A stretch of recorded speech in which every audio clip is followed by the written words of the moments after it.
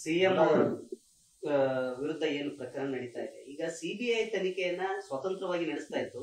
ಅದನ್ನ ಇನ್ನು ಮುಂದೆ ಯಾವುದೇ ರೀತಿ ಸ್ವತಂತ್ರ, ನಿನ್ನೆ ಸಚಿವ ಸಂಪುಟದಲ್ಲಿ ಒಂದು ತೀರ್ಮಾನ ಆಗಿದೆ, ಸಿಬಿಐ ನೇರವಾಗಿ ರಾಜ್ಯದಲ್ಲಿ ಬಂದು ಸ್ವತಂತ್ರ ತನಿಖೆ ಮಾಡುವಂತಿಲ್ಲ ಅಂತ.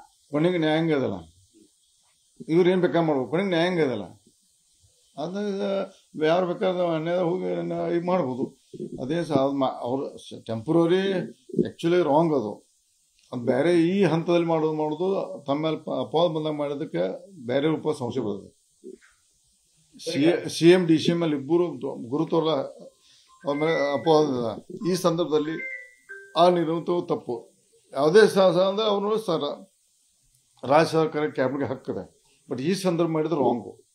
ಅದನ್ನ ನ್ಯಾಯಾಲಯದಲ್ಲಿ ಯಾರಿಗೆ ಬೇಕಾದ ಪ್ರಶ್ನೆ ಮಾಡೋದು, ನ್ಯಾಯಾಲಯದಲ್ಲಿ ನ್ಯಾಯ ಸಿದ್ಧತೆ ಆಗ್ತದೆ. ನಾವು ಪಕ್ಷ ಒಳ್ಳೆ ಪಕ್ಷ ಕಟ್ಟಿ ಮುಂದಿನ ದಿನದಲ್ಲಿ ಭಾರತೀಯ ಜನತಾ ಪಾರ್ಟಿ 120 ಸೀಟ್ 40 ಸೀಟ್ ಬರುವಂತ ನಾವು ಆ ನಿಟ್ಟಿನಲ್ಲಿ ಕೆಲಸ ಮಾಡ್ತೀವಿ, ಪ್ರಯತ್ನ ಮಾಡ್ತೀವಿ. ಸರ್ಕಾರ ಕೆಡುತ್ತು ಹೋಗ್ಬಿಡ್ತು ನಾವು ತಲೆಯಾಗಿ ಇಲ್ಲ ನಮ್ದು. ಇಲ್ಲ ನಾವು ಸೈಲೆಂಟ್ ಪರ್ಸನ್, ಸೈಲೆಂಟ್. ನಾವು ನಾವು ಯಾವಾಗಲೂ ಹೆಂಗಿರ್ತೋ ಹಂಗಿರ್ತೀವಿ, ಸೈಲೆಂಟ್ ಸಂಬಂಧ. ನಾವೀಗ ಪಕ್ಷ ಭಾಳ ಕೆಳಗೆ ಹೊಂಟೈತಿ. ಪಕ್ಷದ ಸಂಘಟನೆ ಮುಖಾಂತರ ಪಕ್ಷದ ಎಲ್ಲ 224 ಕ್ಷೇತ್ರದಲ್ಲಿ ನಮ್ಮ ಪಕ್ಷ ಬಲ ಮಾಡಿ ಮುಂದಿನ 2000 ಸರ್ಕಾರ ಆದ್ರೆ ಏನೋ ಅಪವಾದ ಮೇಲೆ ಸರ್ಕಾರ ಇದೆ ನಮ್ಮ ಭಾರತೀಯ. ಈ ಸಲ ಮುಂದಿನ ಬಾರಿ ಹಂಗೆ ಆಗಂಗಿಲ್ಲ. ಯಾವುದೇ ಸಣ್ಣ ಎಲೆಕ್ಷನ್ ಆದ್ರೆ ಪೂರ್ವ ಪ್ರಮಾಣದಲ್ಲಿ 124 ಸೀಟ್ ತಂದ್ರೆ ಪಕ್ಷ ದೊಡ್ಡ ಪ್ರಮಾಣ ತಂದ್ರೆ ನಾವು ಒಂದು ಒಳ್ಳೆಯ ಒಂದು ಆಡಳಿತ ಕೊಡುವಂತ ಆಶೆ ಇದೆ. ವಿಚಾರದಲ್ಲಿ ಎಲ್ಲೋ ಒಂದ್ ಕಡೆ ಈ ಹಿಂದೆ ಎಲ್ರಿಗೂ ರಾಜೀನಾಮೆ ಕೇಳುವಂತ ಸಿದ್ದರಾಮಯ್ಯನವರು ಇವತ್ತು ನಾ ರಾಜೀನಾಮೆ ಕೊಡಲ್ಲ ಅನ್ನುವಂತ. ನೋಡ್ರಿ, ಮೊದಲನೇ ದಿವಸ ಹೇಳಿದ ಪದೇ ಹೇಳ್ಬೇಡ. ನಮ್ಮ ಪಕ್ಷ ಏನು ಅದಲ್ಲ ಅದಕ್ಕೆ ನಾ ಬದ್ದದನ, ಪಕ್ಷ ಏನ್ ನಿರ್ಣಯ ತಗೊಂಡ್ ನಾ ಬದ್ದದನ. ಈ ವಿಚಾರದಲ್ಲಿ ನೋಡ್ರಿ, ನಾ ಹೇಳಿದ ಮೊದಲನೇ ಯಡಿಯೂರಪ್ಪನ ಕೇಸ್ನಲ್ಲಿ ಅವ್ರು ಏನ್ ಮಾತಾಡಿದ ಶಬ್ದ ಪ್ರತಿಯೊಂದು ನೆನಪು ಮಾಡ್ಕೊಂಡು ಡಿಸಿಷನ್ ತಗೋದು ಹೇಳಿದ್ರು. ಅವರು ತಿಳುವಳಿಕೆ ಒಬ್ಬ ಮಾಸ್ ಲೀಡರ್ ಅದನ.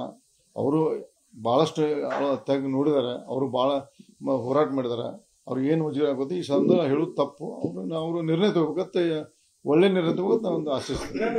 ರಾಜಕೀಯವಾಗಿ ಮುಗಿಸೋಕೆ ಅಲ್ಲೇ ಕಾಂಗ್ರೆಸ್ ನಲ್ಲೇ ಒಂದು ಟೀಮ್ ಏನೋ ಕೆಲಸ ಮಾಡ್ತಾ ಇದೆ, ಅದೆಲ್ಲ ಗೊತ್ತದ. ಅದೇನು ಓಪನ್ ಸೀಕ್ರೆಟ್ ಇದೆ, ಅದು ಯಾರು ಮಾಡಿದ ಎಲ್ಲ ಜಗತ್ ಜಾರ. ಪದೇ ಹೆಸರು ತಗೋಬೇಡ, ಜಗತ್ ಜಾರದೆ. ಅದು ಅವ್ರ ಸಿದ್ದರಾಮಯ್ಯ ಅವರು ಮುಗಿಸ್ಲಿಕ್ಕೆ ಅವ್ರ ಪಕ್ಷ ಮಾಡಿದಾರೆ. ನಮ್ಗೇನು ಸಂಬಂಧ ಬಿಜೆಪಿಗೆ. ನಮ್ಮ ವಿರೋಧ ಪಕ್ಷವಾಗಿ ನಾವು ಕೆಲಸ ಮಾಡಿದ್ವಿ ಅಷ್ಟೇ. ನಮ್ಮ ಬೆಳಗಾವಿ ಜಿಲ್ಲೆಯನ್ನ ವಿಭಜನೆ ಮಾಡಬೇಕಾದ್ರೆ ಚಿಕ್ಕೋಡಿ ಮತ್ತು ಗೋಕಾಕ ಜಿಲ್ಲೆ ಮಾಡಬೇಕಾದ್ರೆ ಉಸ್ತುವಾರಿ ಸಚಿವರು ಪದೇ ಅವ್ರಿಗೆ ಪಡ್ತಾರೆ. ಸರಿಯಾದ ಸಮಯ ಬಂದಾಗ ಆಗ್ಬೇಕಾಗಿದೆ. ಹೌದು, ನಮ್ದು ಆಗ್ಬೇಕು, ಸರಿಯಾದ ಸಮಯ ಆಗ್ಬೇಕು. ಮತ್ತೆ ಮೊದಲು ನಂದು ಆಗ್ರಹ ಅದಲ್ಲ, ಮತ್ತೆ ತಾಲೂಕು ವಿಂಗಡಣೆ ಆಗ್ಬೇಕು ಫಸ್ಟ್. ಅವೆಲ್ಲ ಇದೆ ಅದೆಲ್ಲ ಸರ್ವೆ ಮಾಡ್ಕೊಂಡು ತಾಲೂಕು ವಿಂಗಡಣೆ ಜಿಲ್ಲಾ ಆಗ್ಬೇಕಂತ ನಾನು ಮೊದಲಿಂದ ಸಿದ್ದರಾಮಯ್ಯ ಮುಖ್ಯಮಂತ್ರಿ ಬೆಳಗಾವಿ ಜಿಲ್ಲಾ ಉಸ್ತುವಾರಿ ನಾ ಅದನ್ನೇ ಪ್ರಸ್ತಾವನೆ. ನಮ್ ಗೋಕಾಕ ಆಗ್ಬೇಕು, ಚಿಕ್ಕೋಡಿ ಆಗ್ಬೇಕು.